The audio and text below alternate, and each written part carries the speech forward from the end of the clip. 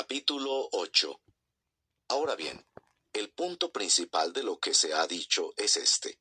Tenemos tal sumo sacerdote que se ha sentado a la diestra del trono de la majestad en los cielos como ministro del santuario y del tabernáculo verdadero, que el Señor erigió, no el hombre. Porque todo sumo sacerdote está constituido para presentar ofrendas y sacrificios, por lo cual es necesario que este sumo sacerdote también tenga algo que ofrecer. Así que si él estuviera sobre la tierra, ni siquiera sería sacerdote, habiendo sacerdotes que presentan las ofrendas según la ley, los cuales sirven a lo que es copia y sombra de las cosas celestiales, tal como Moisés fue advertido por Dios cuando estaba a punto de erigir el tabernáculo. Pues dice él: haz todas las cosas conforme al modelo que te fue mostrado en el monte. Pero ahora Jesús ha obtenido un ministerio tanto mejor, por cuanto Él es también el mediador de un mejor pacto establecido sobre mejores promesas. Pues si aquel primer pacto hubiera sido sin defecto, no se hubiera buscado lugar para el segundo. Porque reprochándolos, Él dice: miren que vienen días, dice el Señor, en que estableceré un nuevo pacto con la casa de Israel y con la casa de Judá, no como el pacto que hice con sus padres el día que los tomé de la mano para sacarlos de la tierra de Egipto, porque no permanecieron en mi pacto, y yo me desentendí de ellos, dice el Señor. Porque este es el pacto que yo haré con la casa de Israel después de aquellos días, dice el Señor. Pondré mis leyes en la mente de ellos, y las escribiré sobre sus corazones. Yo seré su Dios, y ellos serán mi pueblo. Y ninguno de ellos enseñará a su conciudadano, ni ninguno a su hermano, diciendo: conoce al Señor, porque todos me conocerán, desde el menor hasta el mayor de ellos. Pues tendré misericordia de sus iniquidades, y nunca más me acordaré de sus pecados. Cuando Dios dijo un nuevo pacto, hizo anticuado al primero, y lo que se hace anticuado y envejece está próximo a desaparecer. Capítulo 9.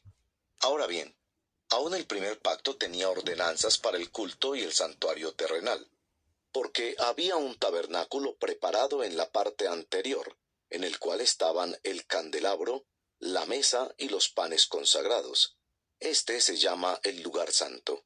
Y detrás del segundo velo había un tabernáculo llamado el lugar santísimo, el cual tenía el altar de oro del incienso y el arca del pacto cubierta toda de oro, en la cual había una urna de oro que contenía el maná y la vara de Aarón que retoñó, y las tablas del pacto. Sobre el arca estaban los querubines de gloria que daban sombra al propiciatorio.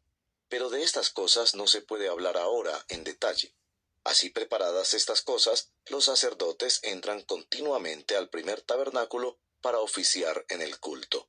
Pero en el segundo solo entra el sumo sacerdote, una vez al año, no sin llevar sangre, la cual ofrece por sí mismo y por los pecados del pueblo cometidos en ignorancia.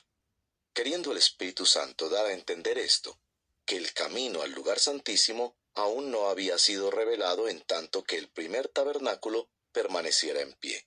Esto es un símbolo para el tiempo presente, según el cual se presentan ofrendas y sacrificios que no pueden hacer perfecto en su conciencia al que practica ese culto, ya que tienen que ver solo con comidas y bebidas y diversos lavamientos, ordenanzas para el cuerpo impuestas hasta el tiempo de reformar las cosas. Pero cuando Cristo apareció como sumo sacerdote de los bienes futuros, a través de un mayor y más perfecto tabernáculo, no hecho con manos, es decir, no de esta creación, entró al lugar santísimo una vez para siempre, no por medio de la sangre de machos cabríos y de becerros, sino por medio de su propia sangre, obteniendo redención eterna. Porque si la sangre de los machos cabríos y de los toros, y la ceniza de la novilla, rociada sobre los que se han contaminado, santifican para la purificación de la carne, cuánto más la sangre de Cristo, quien por el Espíritu eterno él mismo se ofreció sin mancha a Dios, purificará nuestra conciencia de obras muertas para servir al Dios vivo. Por eso Cristo es el mediador de un nuevo pacto, a fin de que, habiendo tenido lugar una muerte para la redención de las transgresiones que se cometieron bajo el primer pacto, los que han sido llamados reciban la promesa de la herencia eterna. Porque donde hay un testamento, necesario es que ocurra la muerte del testador. pues un testamento es válido solo en caso de muerte, puesto que no se pone en vigor mientras vive el testador.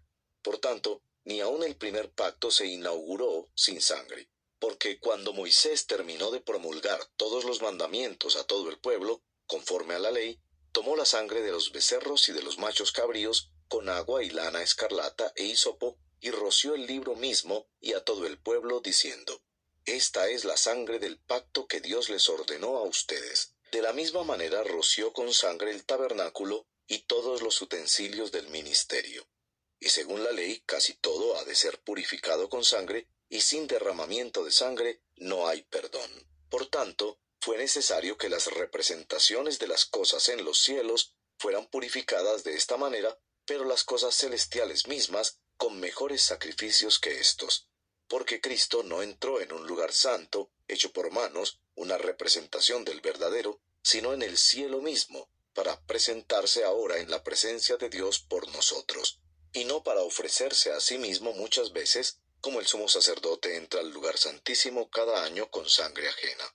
De otra manera, a Cristo le hubiera sido necesario sufrir muchas veces desde la fundación del mundo, pero ahora, una sola vez, en la consumación de los siglos, se ha manifestado para destruir el pecado por el sacrificio de sí mismo. Y así como está decretado que los hombres mueran una sola vez, y después de esto el juicio, así también Cristo, habiendo sido ofrecido una vez para llevar los pecados de muchos, aparecerá por segunda vez, sin relación con el pecado, para salvación de los que ansiosamente lo esperan.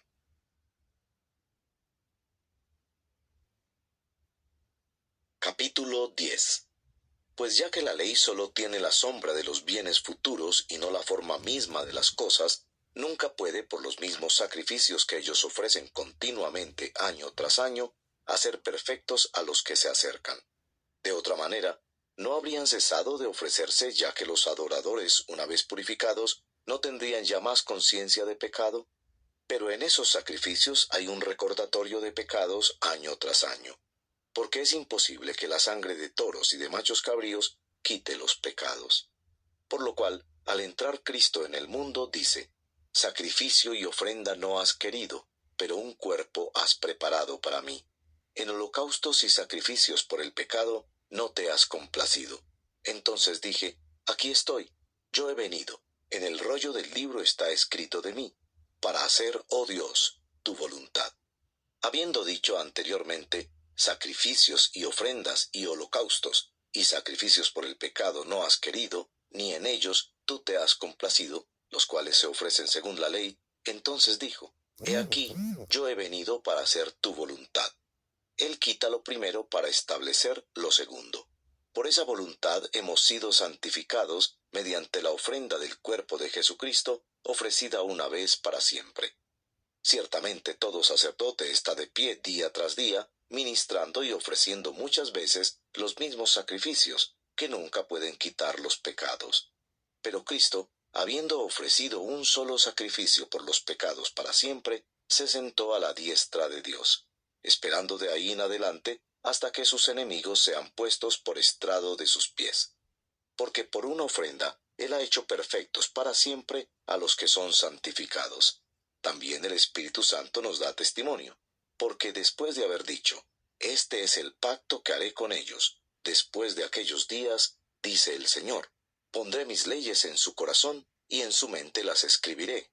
Añade: Y nunca más me acordaré de sus pecados e iniquidades. Ahora bien, donde hay perdón de estas cosas, ya no hay ofrenda por el pecado.